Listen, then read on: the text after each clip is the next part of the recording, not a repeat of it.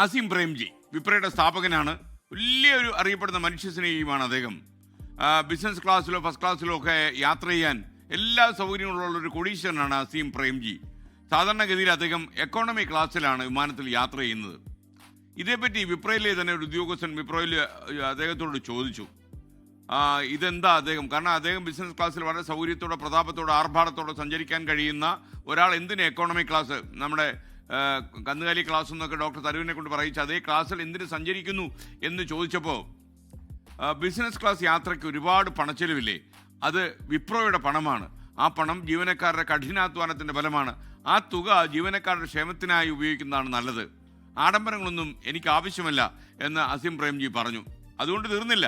യാത്രകളിൽ അദ്ദേഹം ഈ ആഡംബര ഹോട്ടലുകളിൽ സാധാരണ താമസിക്കാറില്ല. കമ്പനി ഗസ്റ്റ് ഹൗസുകളിൽ തങ്ങുന്ന അസീം പ്രേംജി ആഡംബര കാറുകളും ഉപയോഗിക്കത്തില്ല.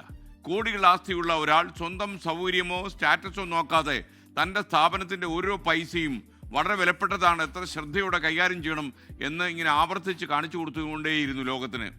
നമ്മൾ ചെയ്യുന്ന ഓരോ പ്രവൃത്തിയും ലാളിത്യവും വിവേകമുള്ളതായിരിക്കണം. സ്ഥാപനങ്ങളോ സമ്പത്തോ ഒരു മനുഷ്യൻ്റെ മൂല്യം വർദ്ധിപ്പിക്കില്ല, മറിച്ച് അത്തരം ആഡംബരങ്ങളെ എങ്ങനെ നോക്കിക്കാണുന്നു എന്നതിലാണ് ഒരാളുടെ യഥാർത്ഥ വ്യക്തിത്വം പ്രകടമാകുന്നത്. ലാളിത്യം മുഖമുദ്രയാക്കുക.